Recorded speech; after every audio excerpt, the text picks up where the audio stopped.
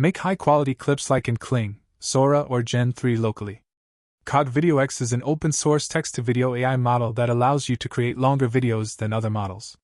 Use the results directly or refine them later in AnimateDiff to make amazing creations. In this tutorial, you will learn how to install it and run it for free in ComfyUI. Let's get started. The creators of CogVideoX have a demo for you to try and test in Hugging Face. It is free to use, but sometimes does not work, or you have long waiting times. However, you can use the Prompt Enhance option to create a descriptive prompt for your workflow. For this tutorial, we will write a police helicopter flying over a cyberpunk city. The enhanced prompt gives a longer and detailed description of the scene, which we will use as a prompt in our workflow. The link to the space is in the description of the video. This model is an improvement respect duration and quality over AnimateDiff. However, the VRM requirements are higher. For this tutorial, we are going to use a RTX 4090 with 24 GB of VRAM, which is enough for a 49-frame generation. Without compiling and a precision of 16, the creation of the video takes 4 to 5 minutes. In ComfyUI, go to the manager and install the CogVideoX wrapper from CogVideoX.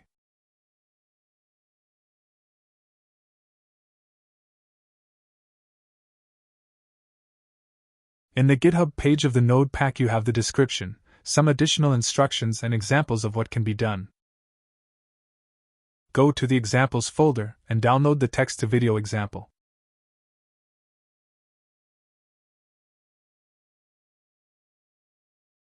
Back in ComfyUI, drag the workflow and drop it over the canvas. If you have missing nodes, install them from the manager.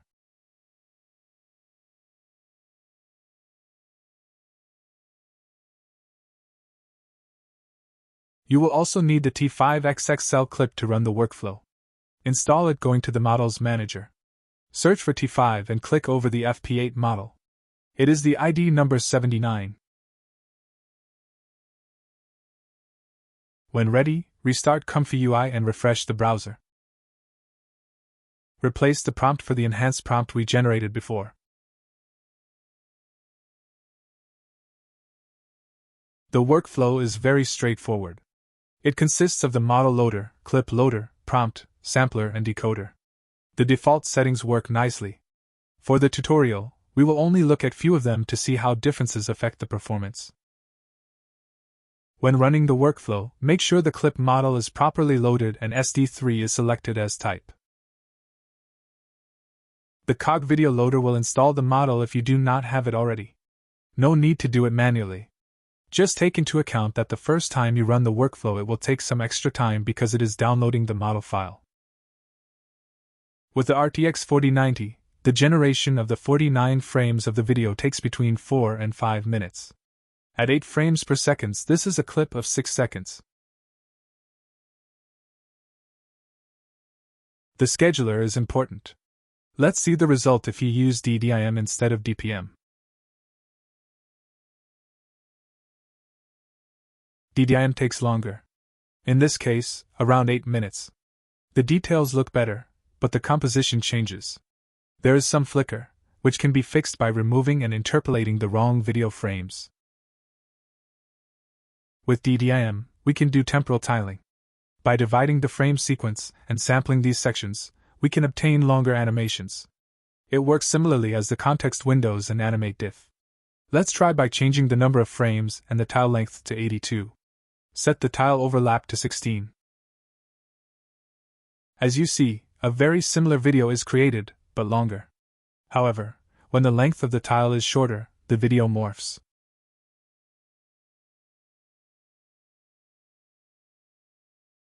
The rest of parameters of the sampler are easy to understand.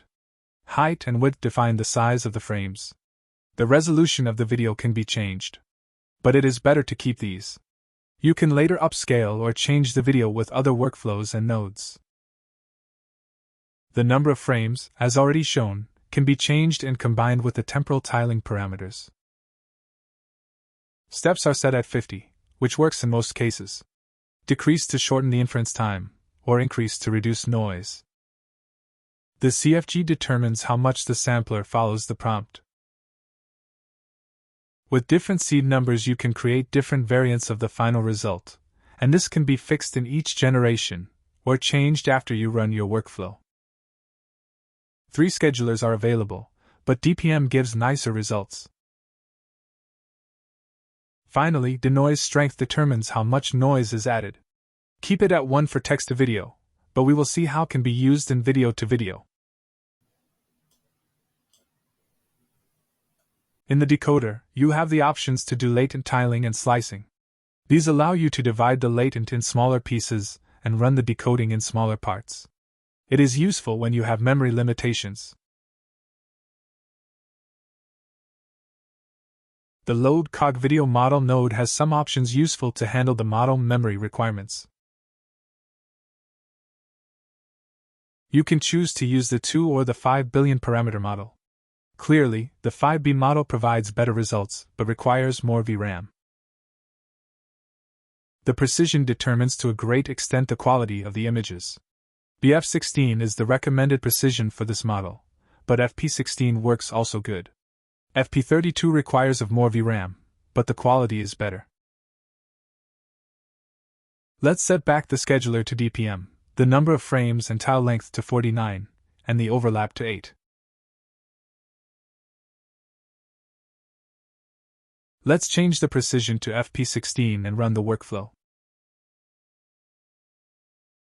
The resulting video of using FP16 is almost identical than using BF16.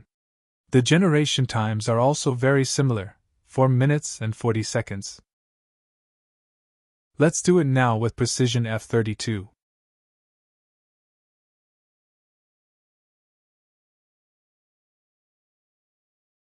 With FP32 we run out of VRAM memory.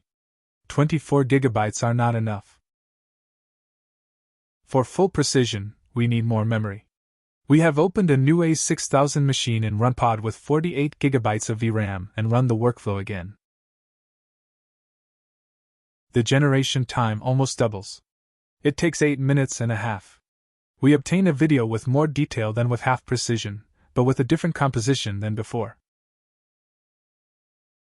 A way to overcome VRAM limitations is to use the FP8 transformer. However, the quality is lower. Still, it can be useful if you later refine and upscale the video in Animate Diff. You also have the option to compile the model.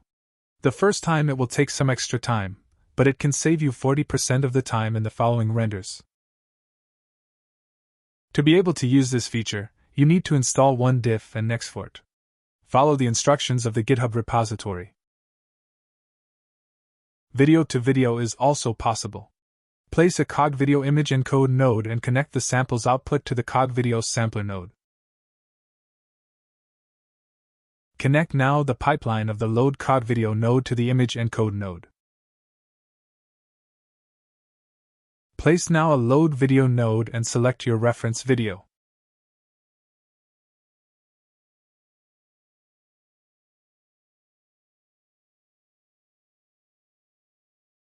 The video is relatively long, so we first connect it to a Video Combine node to visualize the frame selection.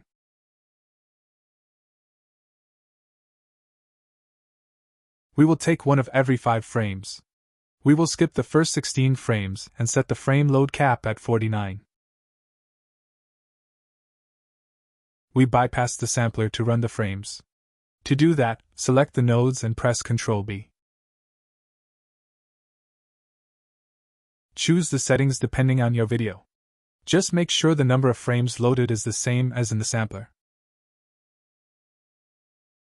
Resize the frames to 720 width and 480 height. If you do not resize them and they are too big, the image encoder will run out of memory.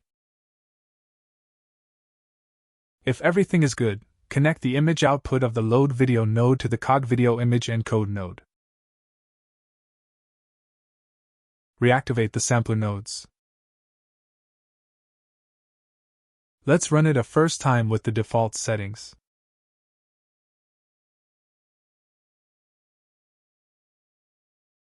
The video has changed, but it is not taking any element from the reference video. For video to video, we need to reduce the denoise strength. Let's use a value of 0.8.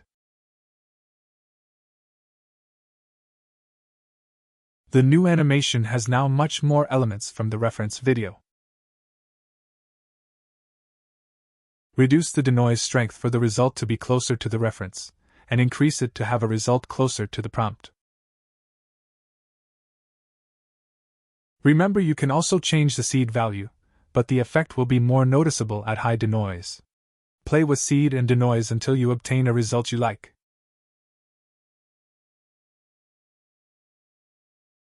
I hope you liked the video. And thanks for watching.